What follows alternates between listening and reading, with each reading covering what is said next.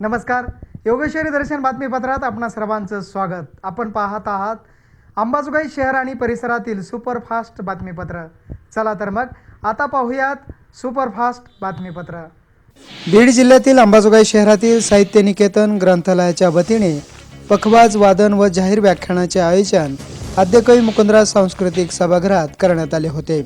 या कार्यक्रमाच्या अध्यक्षस्थानी भारतीय शिक्षण प्रसारक संचलित खोलेश्वर शैक्षणिक संकुल अंबाजोगाई तथा क्षमतावर्धन अकादमीचे संचालक किरण कोदरकर यांची उपस्थिती होती.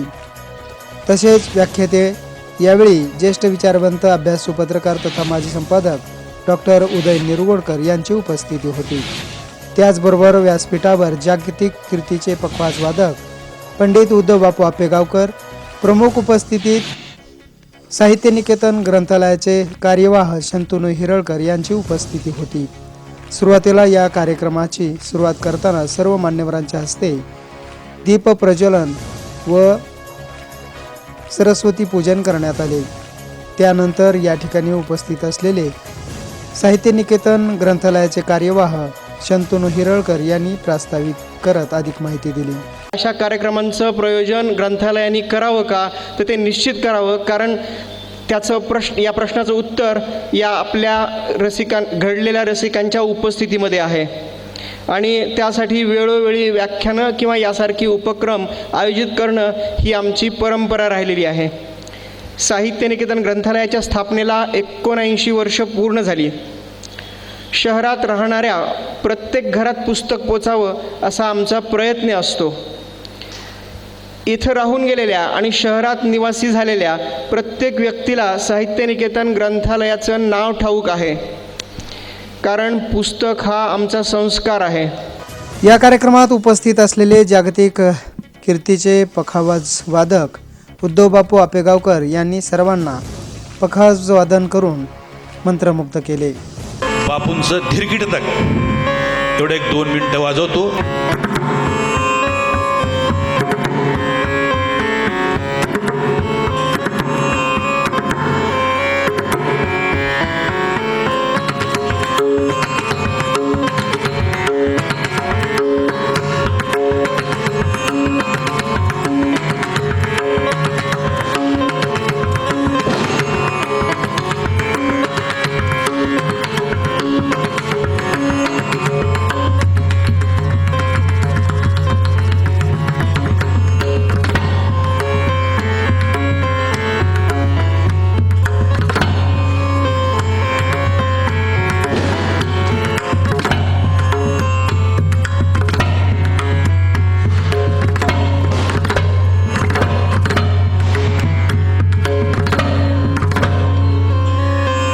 या कार्यक्रमासाठी उपस्थित असलेले व्याख्याते ज्येष्ठ विचारवंत डॉक्टर उदय निरगुडकर यांनी भारताच्या विकासातील महाराष्ट्राचे योगदान या विषयावर अतिशय मोलाचे व्याख्यान त्यांनी दिले. अंबाजोगाईमधल्या समस्यांना आम्ही बोलतो, पण त्याकरता इथे चांगला खासदार आमदार हवा, इथे चांगली सत्ता हवी, याविषयी आम्ही आमचं योगदान देत नाही. तेव्हा मात्र आम्ही मागे असतो. पूर्वीचं गतवैभव यावं अशी ती इच्छा व्यक्त केली. गतवैभव क्या योगेश्वरी देवी आणून देणार आहे तुम्हाला? उसके लिए मेहनत करनी होगी. आणि त्याकरता एक सिंपल उपाय सांगतो, एक स्टिकर बनवून तयार करा बरं का तुमच्या साहित्य निकेतनच्या नावानी, की ज्या घरातून 100% मतदान होईल त्यांनी तो प्राऊडली स्टिकर लावायचा, 100% वोटिंग. इमारतीच्या खाली फलक लावायला द्या, 100% वोटिंग फ्रॉम दिस बिल्डिंग. गल्लीच्या तोंडाशी एक होर्डिंग लावायला द्या, 100% वोटिंगची गल्ली. बूथ ज्या ठिकाणी असेल तिथे एक बोर्ड लावायला द्या, 100% वोटिंगचा बूथ. जोपर्यंत लोकशाहीचा आमचा हा एकमेव अधिकार आहे की जो आमच्याकडनं कोणीही छिनून घेऊ शकत नाही. आज अमीर आहात, उद्या गरीब होऊ शकता. आज तरुण आहात, उद्या वृद्ध होऊ शकता.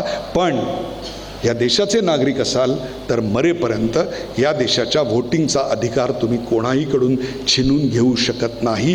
दिस इज द बेस्ट रेव्होल्यूशन.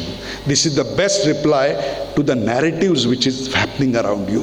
या देशाच्या विरोधात जे कथ्य पसरवलं जातं आहे, काय त्या कोरोनाच्या काळात लस निर्माण करायची नाही, लस निर्माण करायची नाही आणि काय फायझरची घ्यायची? आणि फायझरची लस -70 डिग्रीजमध्ये कुठून आणायची? तर मुंबईला लँड होणार, अंबाजोगाई द्यायची कशी? -70 डिग्रीत तुमचा बाप आणून देणार आहे इकडे? आणि काय गती मिळवली आपण त्याच्यात? एका वर्षात 160 कोटी लोकांना लस दिली आणि 110 देशांना फुकट दिली. वसुधैव कुटुंबकम. विशेष म्हणजे यावेळी उपस्थित असलेले अध्यक्षस्थानी किरण कोदरकर यांनी साहित्य निकेतन ग्रंथालयाचे कौतुक केले. तसेच या ग्रंथालयाच्या वतीने असे कार्यक्रम आयोजित करून उपस्थितांना एक चांगलं व्यासपीठ निर्माण करून देत आहेत.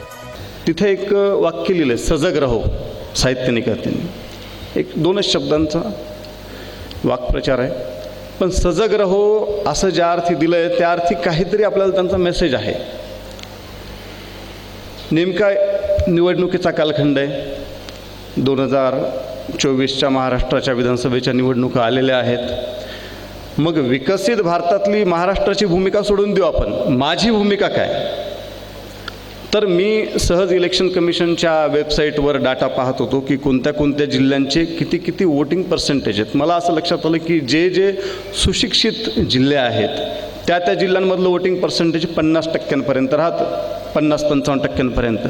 आणि जी अविकसित अशी जिल्हे आहेत त्यांचं वोटिंग पर्सेंटेज 65-70% राहतं. म्हणजे वोटिंग पर्सेंटेज तिथं जास्त आहे ज्यांच्यामध्ये आणखीन दारिद्र्य मोठ्या प्रमाणात आहे, विकास पुरेसा पोहोचलेला नाही आहे. त्या लोकांना खूप याच्यामध्ये सहभागी व्हावं वाटतं. आणि दुर्दैवाने सुशिक्षित समाज थोडासा निष्क्रिय राहतो.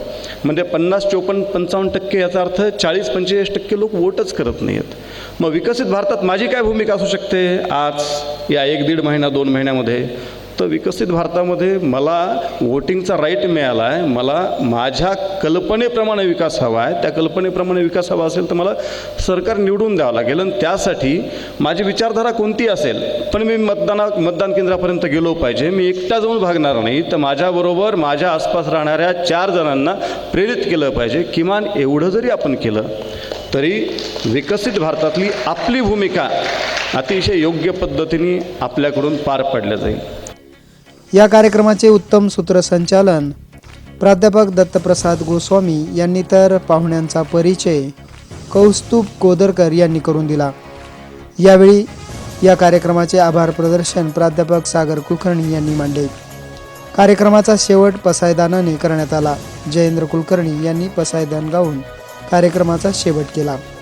या कार्यक्रमासाठी विविध क्षेत्रातील मान्यवर त्याचबरोबर नागरिक, महिला, पुरुष यांची मोठ्या प्रमाणात उपस्थिती होती.